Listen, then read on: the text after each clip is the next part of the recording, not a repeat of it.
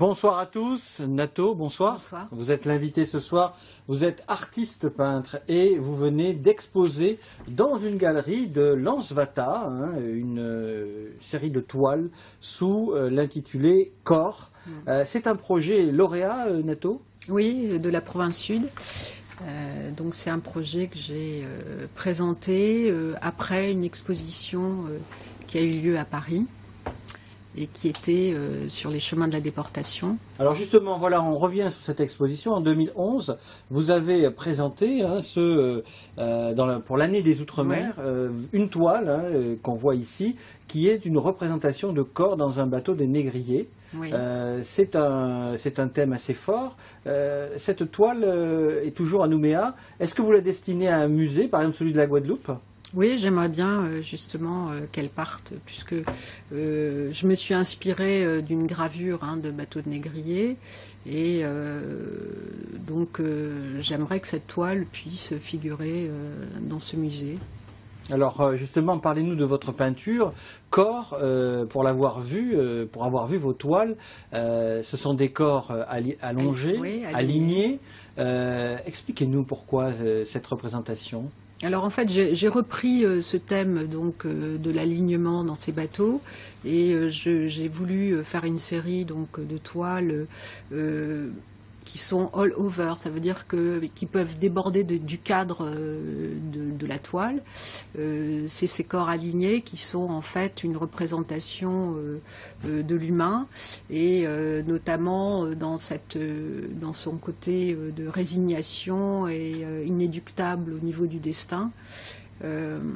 J'ai pas représenté les bras et les têtes sont très petites, parce que justement pour renforcer ce côté de résignation et de soumission par rapport à ce destin.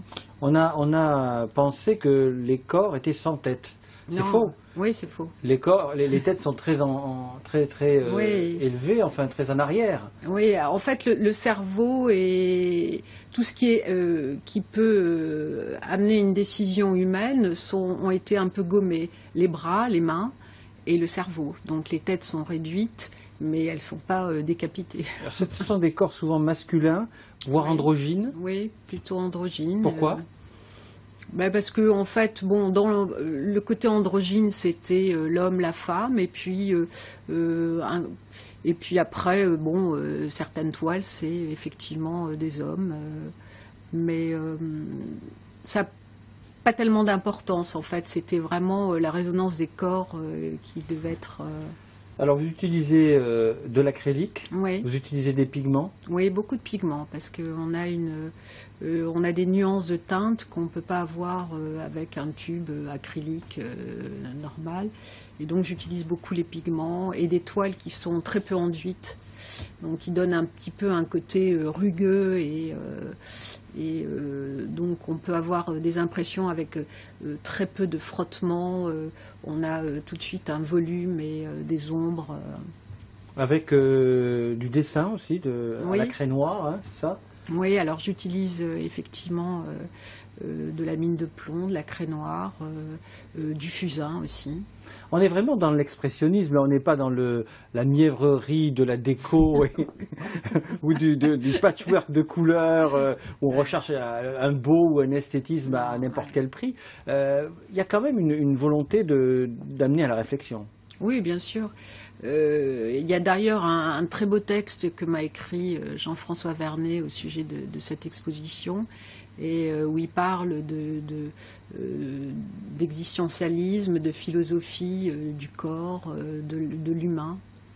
Condition humaine? Oui, c'est la condition humaine, ce côté inéluctable du destin. Et pourquoi cette réflexion chez vous, Nato? Ah, alors, ça c'est une question difficile.